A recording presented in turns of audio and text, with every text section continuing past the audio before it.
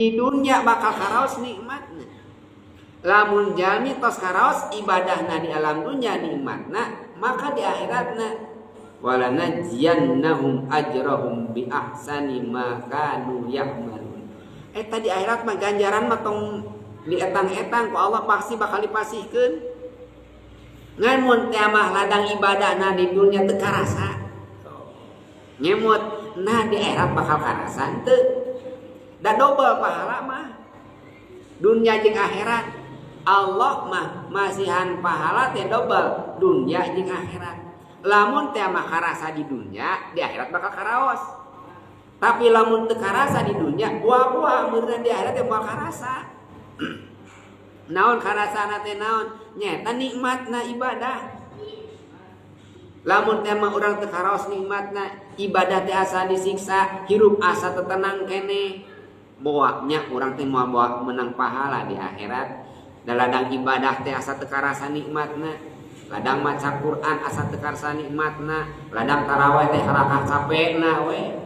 Buktina naon? Beresna ibadah teh hoream ibadah. Da urang teh Ramadan teh bulan latihan.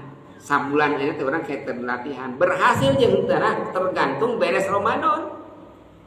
Sawa tepikeun ka Syaban eta teh lamun urang masih kene aya ibadahna, atuh teu 100% atuh 10%. Aya wargi urang anu tarawehna 11 rakaat.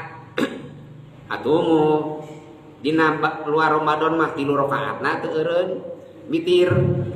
Komode nu 23.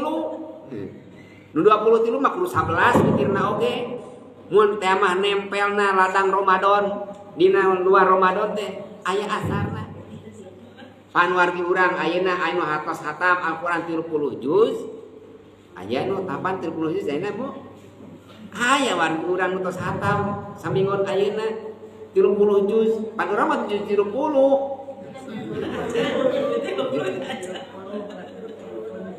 Atuh lumbayan urang sadinten sajud nu biasa mah rasa kitu oge. Atuh di luar Ramadan atuh salembar nempel atuh maca Quran teh. Gitu tah. Nyeun aya asar tapak ibadah teh engke dina bulan Sawal dikeun ka bulan Sa'ban. Ramadan teh dilatih heula. Seureujang nya ki Allah teh ayana teh dina bulan